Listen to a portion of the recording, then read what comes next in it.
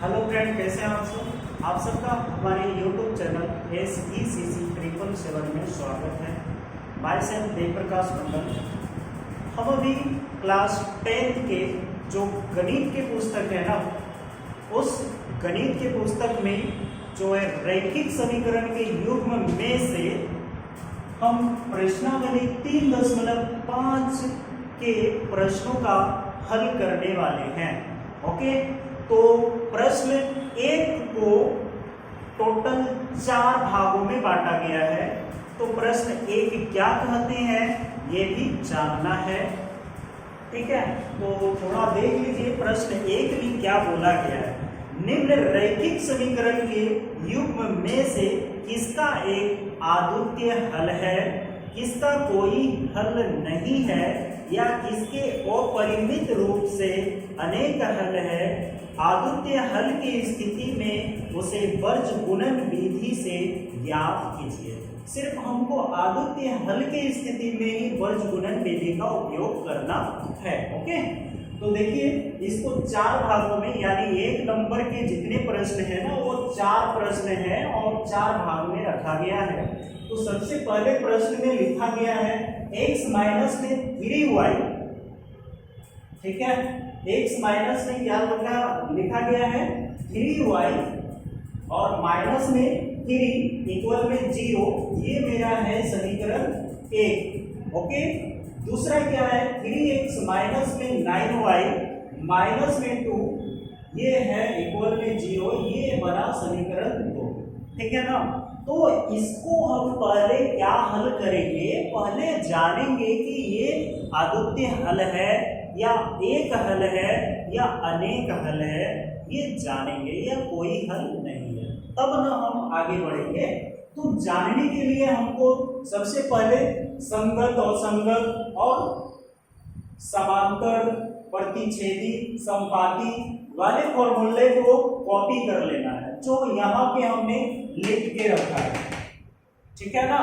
तो देखिए सबसे पहले क्या समीकरण 1 से हम उठाएंगे a1 बराबर में क्या आ जाएगा, कुछ नहीं है, x है तो 1 मानेंगे। फिर b1 क्या हो जाएगा माइनस में 3 और c1 क्या हो जाएगा माइनस में 3। ओके, अब देखो a2 क्या हो जाएगा समीकरण 2 के लिए 3 और b2 क्या हो जाएगा 3 माइनस में 9 है और c2 क्या हो जाएगा माइनस में 2 है।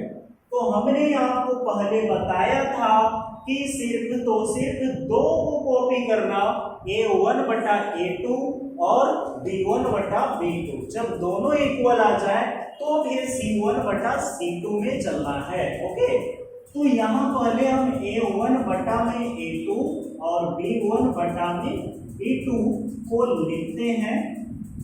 a1 का मान 1 बटा में 2 है, b1 का मान -1 बटा में 3 है और b1 का मान -3 है और b2 का मान -9 है। ये भी क्या हो जाएगा, बढ़ जाएगा, 3 3 जा 9 हो गया, 1/3 हो गया, ठीक है ना। यहाँ भी 1/3 है, तो c1 बटा में c2 लिख डालो और निकाल लो। तो यहाँ पे -3 बटा में -2, माइनस माइनस कट गया। अब देखो ये करता क्या है, तो 1/3 इक्वल 1/3 अनइक्वल 3/2। तो कौन से रेखा है ये, तो ये रेखा है आपका समांतर रेखा जिसमें कोई हल नहीं है, ठीक है ना। तो a1 बटा a2 इक्वल b1 बटा b2 अनइक्वल c1 बटा c2 को फ्लो करता है, जिसका कारण है समांतर रेखा। समांतर रेखा, अगर रेखा पूछे तो समांतर, और अगर हल के बारे में पूछे तो लिखना है कोई हल नहीं है, कोई हल नहीं है। अब बताइए, जब कोई हल नहीं है तो हमको क्या वर्गगुणन विधि से हल करना चाहिए? इसमें हमको सिर्फ तो सिर्फ क्या स्थिति में हल करना है? जो आद्युतीय रूप से हल है उसी को हल करके दिखाना है। ओके, तो चलिए, ये तो मेरा प्रश्न हल क्लियर हो गया। दूसरे नंबर पे प्रवेश करते हैं। तो दूसरे नंबर में क्या कहता है? 1 का 2 में है 2x प्लस में y, 2x प्लस में y बराबर में 5। दूसरा दिया है 3x प्लस में 2y बराबर में दिया है 8। ये समीकरण अभी है ही नहीं, इसको हम बनाएंगे। किस रूप में बनाना है ये भी जान लीजिए। a1x प्लस में b1y प्लस में c1 बराबर में 0, a2 में x प्लस में b2 में y प्लस में c2 बराबर में 0। इस रूप में लाएंगे तो इक्वेशन बनेगा। तो हल करते हैं इसका। तो 2x प्लस में y माइनस में 5 इक्वल में 0। उसके बाद ये बनेगा मेरा क्या? 3x, ये इक्वेशन 1, 3x प्लस में 2y माइनस में 8 बराबर में 0, इक्वेशन 2। अब a1 a2 b1 b2 सारा निकालना है। तो a1 बराबर में आएगा 2, b1 बराबर में आएगा 1, y है सिंपल y है तो 1, और c1 बराबर में आएगा माइनस का 5। ओके, फिर दूसरा समीकरण का a2 बराबर में 3, b2 बराबर में 2 और c2 बराबर में माइनस का r। अब सजाना है a1 बटा में a2 बराबर क्या हो जाएगा? a1 का मान कितना है? तो a1 का मान 2 है और a2 का मान 3 है। ओके, अब b1 बटा में b2 का मान देख लीजिए। b1 का मान 1 है और b2 का मान कितना है? 2 है। ठीक है, अब बताइए, ये वाला समीकरण जो है a1 बटा a2 अनइक्वल b1 बटा b2 को फ्लो करता है। ठीक है ना? अतः यह अद्वितीय हल है। हो गया। अब अद्वितीय हल है तो इसको वर्गगुणन विधि से हल करना होगा। अब वर्गगुणन विधि से हल करेंगे तो कैसे करेंगे? ये है वर्गगुणन विधि का फॉर्मूला। क्या दिया है? x बटा में b1 c2 माइनस में b2 c1 इक्वल में y बटा में c1 a2 माइनस में c2 a1 बराबर में 1 बटा में a1 b2 माइनस में a2 b1। आपको याद करने में कठिनाई होगी, इसलिए हम अपने ट्रिक से बनाएंगे इसको। कैसे? लेकिन है भाई बहुत इजी। अगर बन जाए तो बहुत इजी है, नहीं बने तो बहुत हार्ड है, बहुत ही कठिन लगेगा आपको। तो देखिए, सबसे पहले इक्वेशन को लिख लीजिए। 2x प्लस में y माइनस में 5, ये मेरा समीकरण 1 है। दूसरा क्या है? 3x प्लस में 2y माइनस में 8, ये मेरा समीकरण 2 है। अब आपको क्या लिखना है? x बटा दे दीजिए, फिर बराबर डालिए, y बटा दे दीजिए, बराबर डालिए, और 1 बटा दे दीजिए और डाल दीजिए। ठीक है, अब यहाँ x के नीचे जब काम करेंगे ना तो x वाले राउंड को हटा देंगे। ठीक है ना, या फिर इसको अनदेखा कर देंगे। ठीक है, तो इसको अनदेखा करके हम इसके साथ इंटू करेंगे। ठीक है, फिर इसके साथ। ओके, तो चलिए, इसके साथ क्या है? 1 है, 1 और 8 माइनस 8 है, तो माइनस 8 गुना कर लेगा, ये माइनस है। दूसरा क्या है? ये 2 और 5, तो 2 है और माइनस 5 गुना कर लिया।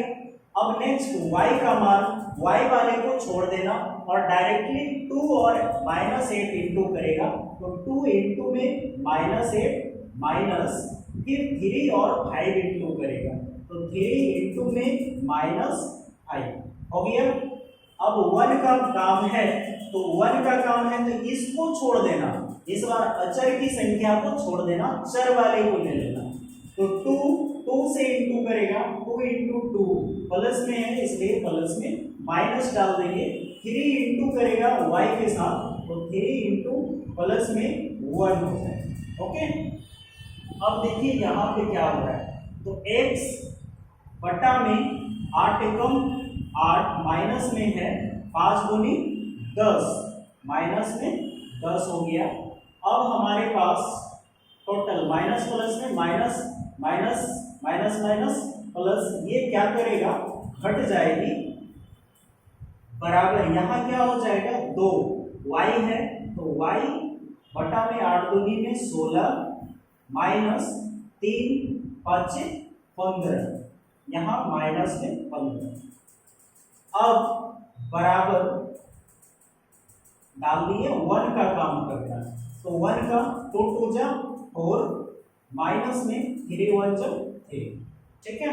अब इसके नीचे क्या करना है, यहाँ पे आ जाते हैं, चूंकि नीचे दिखाई कम पड़ता होगा, तो x बटा में क्या बनेगा minus minus plus, plus minus में माइनस हो जाएगा, तो यहाँ पे आ जाएगा माइनस का 2। उसके बाद यहाँ पे क्या है y का, तो y बराबर में y डालना है, और यहाँ 16 है और यहाँ 15 है, तो माइनस का 1। उसके बाद यहाँ 1 है और यहाँ 4 माइनस 3 है, तो 4 में हम 3 को घटा देंगे तो 1 बटा में 1 आ जाएगा। ओके, अब जब हम माइनस पे आ रहा है सारे के सारे, तो एक बार इसको इसके साथ इंटू करना है, एक बार इसको इसके साथ इंटू करना है, तो x बटा में -2 बराबर 1 बटा में 1, तो x बराबर क्या हो जाएगा, x बराबर में -2 आ जाएगा। फिर y के लिए, तो y बटा में -1 बराबर 1 बटा में 1, तो y का मान कितना आ जाएगा -1 आ जाएगा, तो y बराबर में -1, ठीक है। तो इस तरह से यानी आप लिख सकते हैं x बराबर -2 y बराबर में -1, आपका आंसर आके तैयार है, ठीक है। ये फॉर्मूला को आप रटिए या ना रटिए, ये सिस्टम को आप जान जाइएगा ना, तो वर्ग गुणन विधि बहुत ही इजी है और आसानी से बन जाएगी, ठीक है।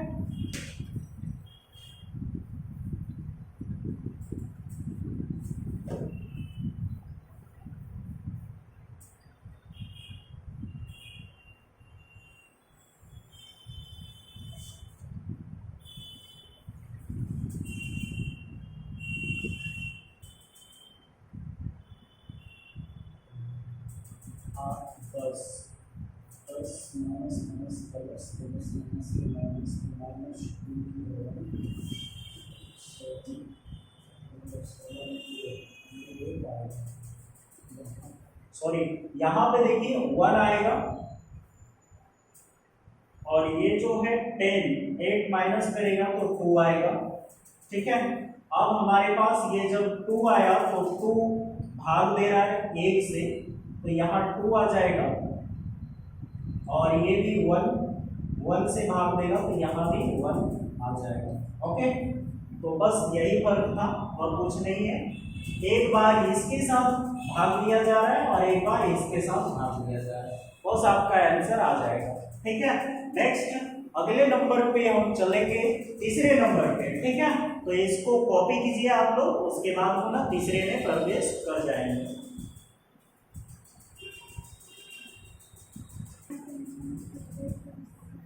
चलिए तो जी अभी हम प्रश्न 1 के तीसरे नंबर पे आ चुके हैं। तीसरे नंबर और चौथे नंबर को अभी सॉल्यूशन कर लेंगे। ओके, तो चलिए देखना शुरू करते हैं कि तीसरे नंबर पे है क्या। समीकरण तो अभी बना हुआ नहीं है, हमको बनाना पड़ेगा। ओके, तो चलिए हल करते हैं।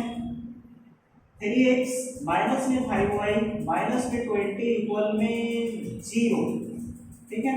ये मेरा क्या बना, समीकरण 1 बन गया। दूसरा समीकरण क्या बनेगा, 6x माइनस में 10y बराबर में माइनस में 40 बराबर में 0, ये इक्वेशन 2 बन गया। ओके, अब इसको हल करेंगे तो कैसे करेंगे, तो a1 बराबर में 3 है B1 बराबर में 5 है -5 और C1 बराबर में है -20। A2 बराबर में है 6, B2 बराबर में है -10 और C2 बराबर में है -40। ओके, तो A1 बटा में A2 बराबर क्या हो जाएगा? A1 का मान 3 है, A2 का मान 6 है, 3 दूनी में 6 बराबर 1/2 हो गया। फिर B1 का मान, B1 बटा में B2, B1 का मान कितना है?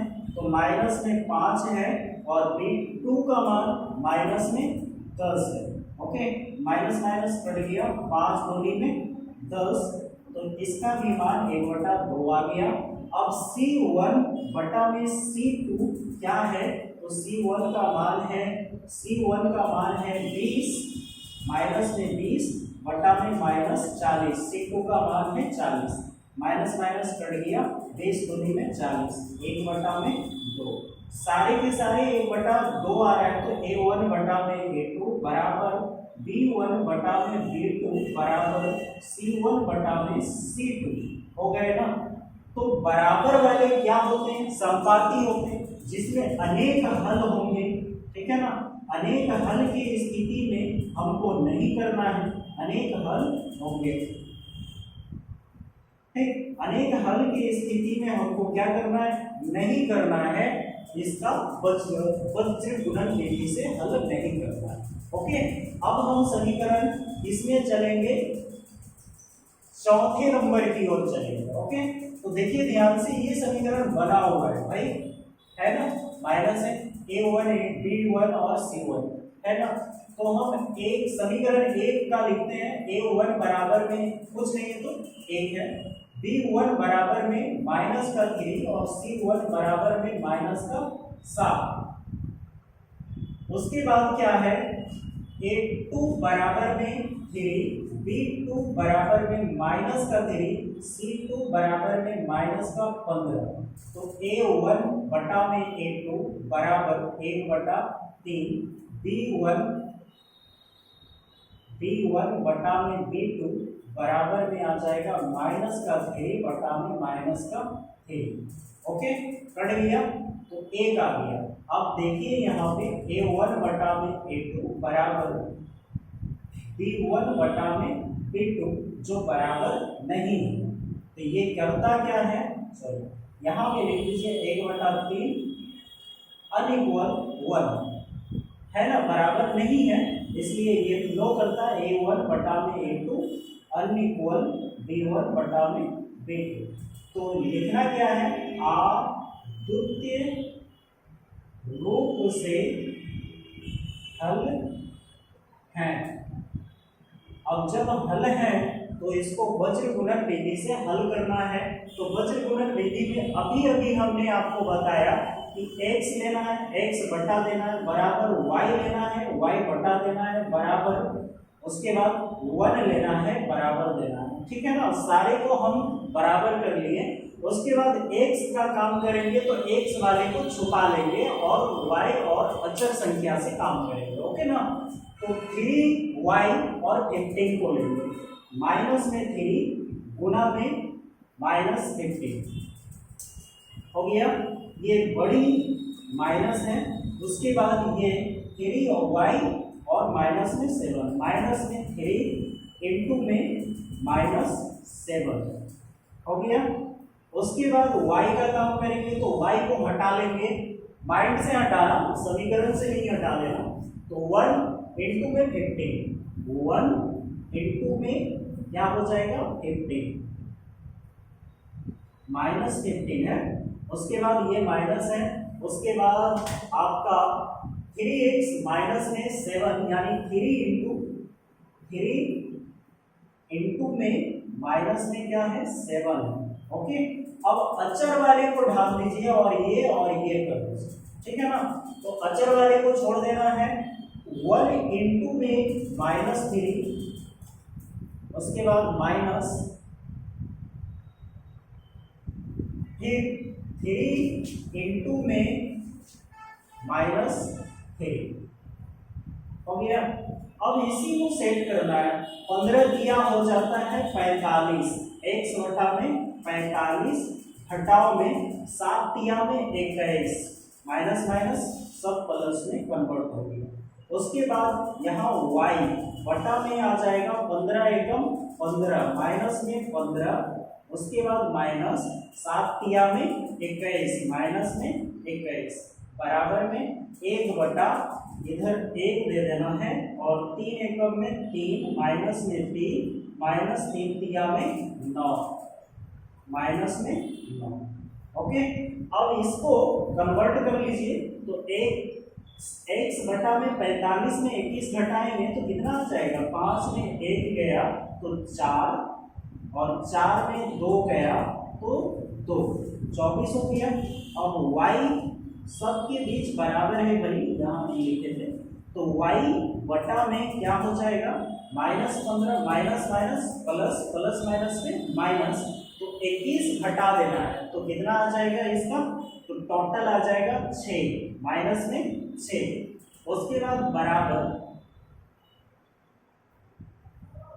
करेंगे, 1 बटा में क्या होगा 3 है, minus minus plus plus minus में माइनस माइनस का 6 हो जाएगा।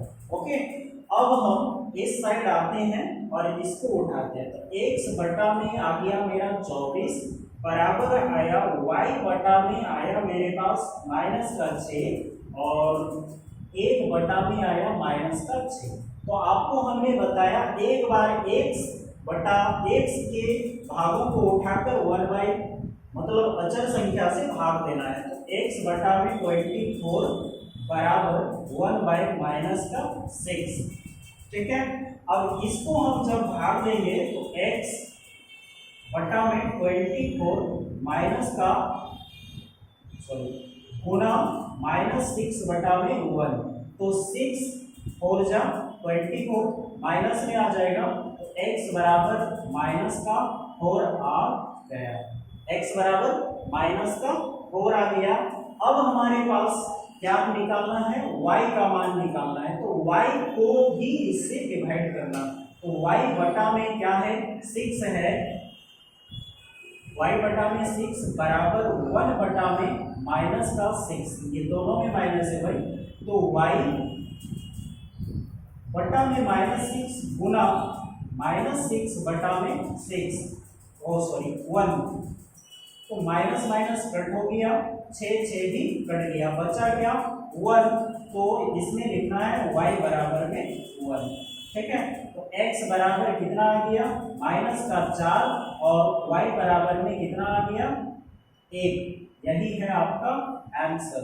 ओके, ठीक है, तो ये था आपका 3.5 एक्सरसाइज के 1 नंबर के चारों प्रश्नों का हल।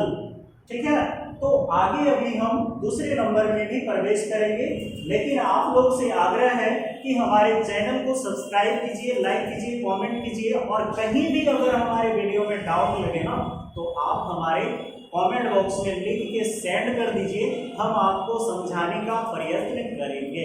ठीक है, तो आप हमारे चैनल को सब्सक्राइब जरूर कीजिए, लाइक जरूर कीजिए और हमारे वीडियो को वॉचिंग जरूर कीजिए, ताकि आपके बोर्ड में अच्छे नंबर आ सके। ठीक है, थैंक यू फॉर वॉचिंग।